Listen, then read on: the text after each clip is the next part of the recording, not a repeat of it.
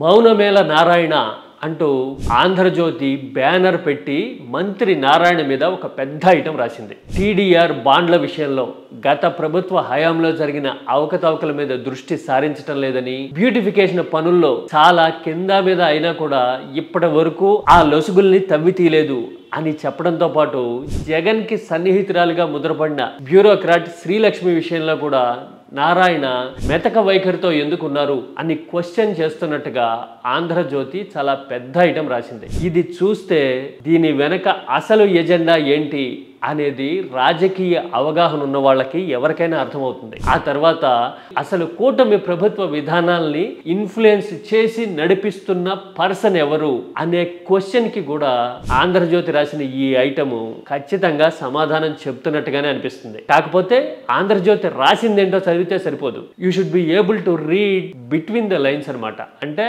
ఆ రాతకి అంతరార్థం ఏంటో తెలిస్తే కనుక ఈ విషయాలన్నీ బోధపడతాయి. That is the point. ఆ అర్థం ఏంటో అంతరార్థం ఏంటో చూద్దాం. This is Key Talks.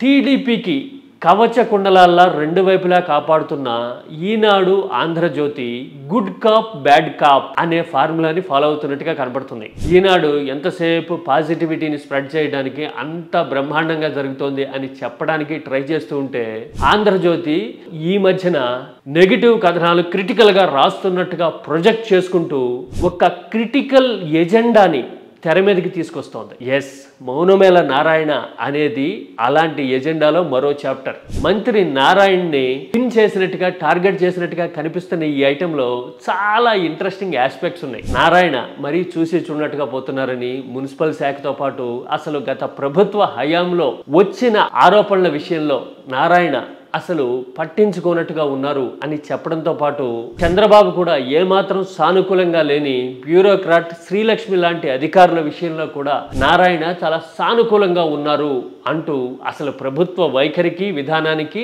Narayana అనుసరిస్తున్న పంధాకి మధ్య అసలు పొసగటం లేదు అనే అర్థం వచ్చేలాగా చాలా టాక్టికల్ గా ఇష్యూస్ ని ప్రొజెక్ట్ చేయడానికి ఆంధ్రజ్యోతి ట్రై చేసింది. అసలు నారాయణ కూటమి ప్రభుత్వంలో, మరీ ముఖ్యంగా టీడీపీలో ఎలాంటి పాత్ర పోషిస్తారు అనేది ముందుగా చూద్దాం. నారాయణ ఎంత ఇంపార్టెంట్ చంద్రబాబుకి గానీ, టీడీపీకి గానీ, ప్రభుత్వానికి గానీ అని చెప్పడానికి ఒక చిన్న ఎగ్జాంపుల్ చాలు. నారాయణ గారు అంటే నాకు ఎప్పటి నుంచో పరిచయమే కాకుండా ప్రత్యేకమైన అభిమానం. అమ్మఒడి లాంటి పథకాలు వచ్చిన తర్వాత, నాడు నేడు లాంటి స్కీమ్స్ పెట్టి రెనోవేషన్స్ జరిగిన తర్వాత, గవర్నమెంట్ స్కూల్స్ ఎడ్యుకేషన్ అనేది ఏపీలో ప్రధాన ఎజెండా అయి కూర్చుంది కదా. మరి ఇలా ప్రధాన ఎజెండా అయి కూర్చోబట్టే అమ్మఒడి పేరు మార్చి తల్లికి వందనం అని ఇప్పటి ప్రభుత్వం కూడా అమలు చేయక తప్పని పరిస్థితి ఉంది కదా. మరి ఇలాంటి విధానాలు నడుస్తూ ఉన్నా గానీ అసలు నారాయణ విద్యా సంస్థల్ని బ్రహ్మాండంగా నడుపుతారు, ఆయన చేతిలో పడితే గనక మొద్దబ్బాయిలు కూడా మెరికలైపోతారు అని చంద్రబాబు వేదికల మీద బహిరంగంగా పొగడ్డాన్ని ఈ మధ్యన చాలా సార్లు చూసాం. ఆర్డినరీ స్టూడెంట్స్ ని వాళ్ళు ఎక్స్ట్రార్డినరీ స్టూడెంట్ గా తయారు చేసి బయట ప్రైవేట్ విద్యా సంస్థల్ని ఒక ముఖ్యమంత్రి అంతలా వెనకేసుకొస్తే విమర్శలు వస్తాయి అని తెలిసినా కూడా నారాయణకి మేలు చేసేందుకు చంద్రబాబు ఇలాంటి కామెంట్లు చేయడం అనేది తరచుగా కనబడుతుంది. వాళ్ళిద్దరి మధ్య ఉన్న అవినాభావ సంబంధం ఎలాంటిదో చెప్పడానికి ఈ ఎగ్జాంపుల్ చాలు కదా.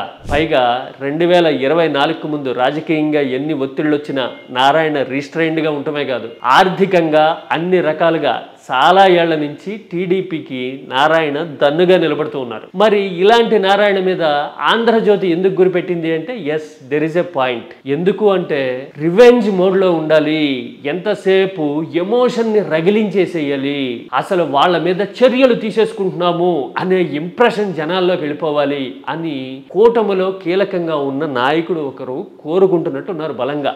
ఆయన అభీష్టం ప్రకారం, ఆయన ఎజెండా ప్రకారం నారాయణ పనిచేయట్లేదు అనే అసంతృప్తి ఉన్నట్టుగా ఈ రాత చూస్తే క్లియర్ గా అర్థమైపోతుంది. అలాగని నారాయణకి చెప్పేంత సాహసం గానీ, చొరవ గానీ చేస్తారంటే చేయకపోవచ్చు. ఎందుకంటే ఆయన చంద్రబాబుకి కుడిభుజంగా ఉన్నారు, కాపు సామాజిక వర్గానికి చెందిన వ్యక్తి.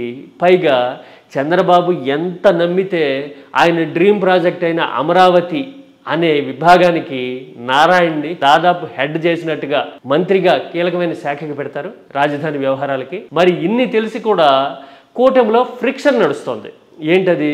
సాఫీగా ఎవరి పని వాళ్ళు చేసుకుపోతే సరిపోదు, నారాయణ చేస్తున్నట్టుగా ఎప్పుడు ఫ్రిక్షన్ రగిలించి నిప్పు రవ్వలు వస్తూ ఉండాలి, ఎమోషన్ రగులుతూ ఉండాలి, వాళ్ళ మీద చర్యలు తీసేసుకుంటున్నాము అని ఏదో ఒక పబ్లిసిటీ బజ్ నడుస్తూ ఉండాలి అని కోరుకుంటున్న నాయకుడి కనుసన్నల్లో ఈ ఐటమ్ని వండి వార్చారు అనే మాట ఐటమ్ పూర్తిగా చదివితే అర్థమైపోతుంది. నేను పదే పదే చెప్తుంటా కదా, ఆంధ్రజ్యోతి దగ్గర ఒక పెక్యులారిటీ ఉంటుంది. న్యూట్రల్ గా మొదలుపెట్టి అసలు సచ్చీలతతో ఐటమ్ రాస్తున్నట్టు స్టార్ట్ అవుతుంది ఏదైనా సరే, కానీ మొత్తం చదివితే ఎక్కడో అక్కడ అసలు ఎజెండా ఏంటో వాళ్లే బయట పెట్టుకుంటారు. ఇందులో కూడా అదే చేశారు. కావాలంటే లాస్ట్ పారాగ్రాఫ్ చూడండి. వైసీపీ హయాంలో సాగిన వేధింపులు నారాయణకి గుర్తులేవా? అన్ని ఇబ్బందులు పాలు చేసిన వైసీపీని అంత తేలిగ్గా వదిలేస్తారా అని రాయడం బట్టి చూస్తే రివెంజ్, కమాన్ రివెంజ్ తీర్చుకోండి అని ఎగదోస్తున్నట్టు, రివెంజ్ తీర్చుకోకపోతే మేము ఒప్పుకోము అని ఆంధ్రజ్యోతి ధమ్కి ఇస్తున్నట్టుగా ఆ పారాగ్రాఫ్ చూస్తే అర్థమైపోతుంది. ఇదంతా చూస్తే బై అండ్ లార్జ్ ఒక్కటే అర్థమవుతుంది. అదేంటి అంటే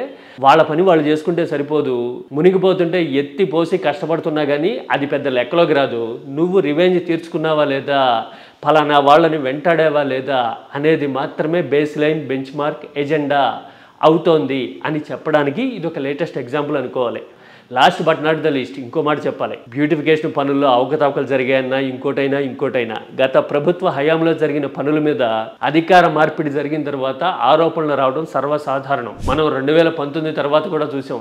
అంతకుముందు నీరు చెట్టు అనే పథకంతో టీడీపీ వాళ్ళు దోపిడీ చేసేశారు అని వైసీపీ ఆరోపణ చేసింది. విచారణలకు కూడా ఆదేశిస్తామని చెప్పింది. కానీ అసలు దోపిడీ ఎక్కడ జరిగిందో నిగ్గు తెలిసినట్టు కానీ, ఎవరినైనా కన్విక్ట్ చేసినట్టుగా కానీ కనపడిందా? అంటే కొన్ని ఆరోపణలు అలా ఉంటూ ఉంటాయి. బ్యూటిఫికేషన్ లాంటిది కూడా అలాంటిదే ఇంకొకటి అనుకోవాలి.